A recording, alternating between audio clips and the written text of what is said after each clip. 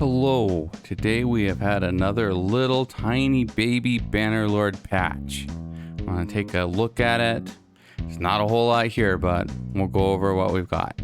Patch v1.1.4 fixed a crash that occurred during missions when an agent didn't have a right-hand weapon equipped. Fixed a crash that occurred due to the mission camera not being initialized correctly during the mission start. Fixed a crash that occurred during a battle when the followed agent's camera wasn't set.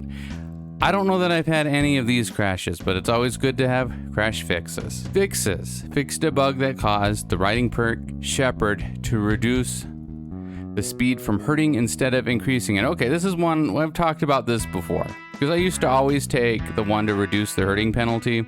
Now we take the other one just because I know from viewing people's reports that the perk is bugged and increases your hurt penalty instead of reducing it, which means it slows you down. But here's a problem. Now, first of all, it's really great that they fixed this. That's a good improvement. The problem, of course, is that there's actually a variety of perks that have the similar problem where they just put in the wrong character in the code, and instead of giving a positive benefit, it gives the opposite. And it's just, they just put in the wrong thing. It takes it away instead it gives it, or times is the wrong thing. I don't know. I didn't write it out. So it's nice to get one of them sorted out, but it would be much better if they would just go through these perks and get all of them, because there's at least 4 or 5 other ones I've seen people report, and it's just the same problem. Like, at some point somebody buggered it up, somebody goofed at some point, and a lot of these perks just have the wrong multiplier on them. They need to fix all of them because they're all annoying. Like, I've been walking around with Bodkin for this entire campaign, and it's giving them 5% more armor in the calculation for damage. Fixed a bug that caused an endless conversation with a noble party. Good. Nobody likes that. I don't think we've seen that coming up, but to be honest, I don't talk to the NPCs that much in the game anymore. There's no reason to. Fixed a bug that caused all the troops to inflict more damage than intended, resulting in incorrect auto battle results. Okay, this requires some explaining because the way they worded this, it sounds weird.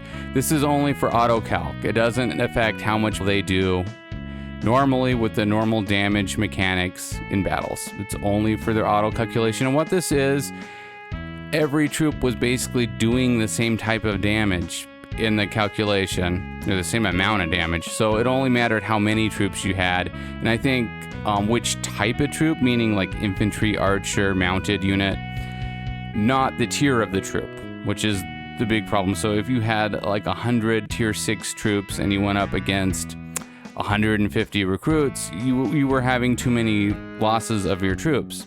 And it kind of goes under the radar because auto calculation is bad in general. It's not really a good idea for you to do auto calc when you have high tier troops. You're always going to have an advantage using them in actual combat. People had noticed that it's just they're taking way more losses than they should be. And it might also be affecting how the AI performs.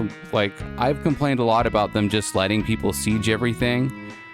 And it's possible that this was affecting that. We'll have to take a look later and see if it seems like they're stopping more besiegers now that this has been corrected.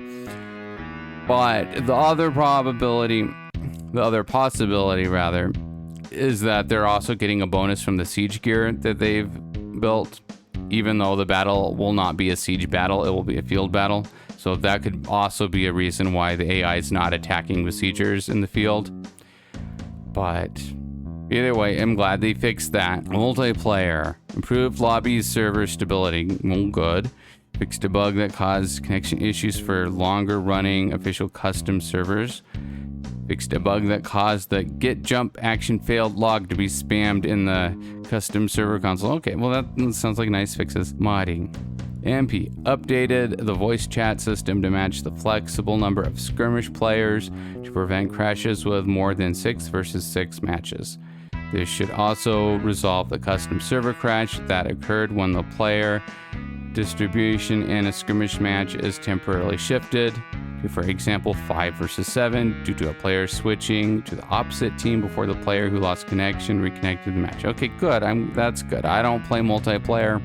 Got kind of burnt out of it during the multiplayer beta, but I'm glad that they fixed some of that stuff. So it's just a small little patch. We've had several of these now. All the ones since 1.1.0 have all just been these small patches. All right, well, have a good day, and we'll probably try some of this out later, see if we notice any difference in the AI attacking besiegers or being more aggressive now that they don't think the troops will all do equal damage.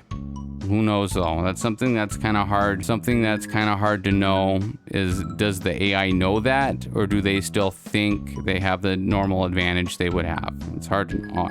Have a good night.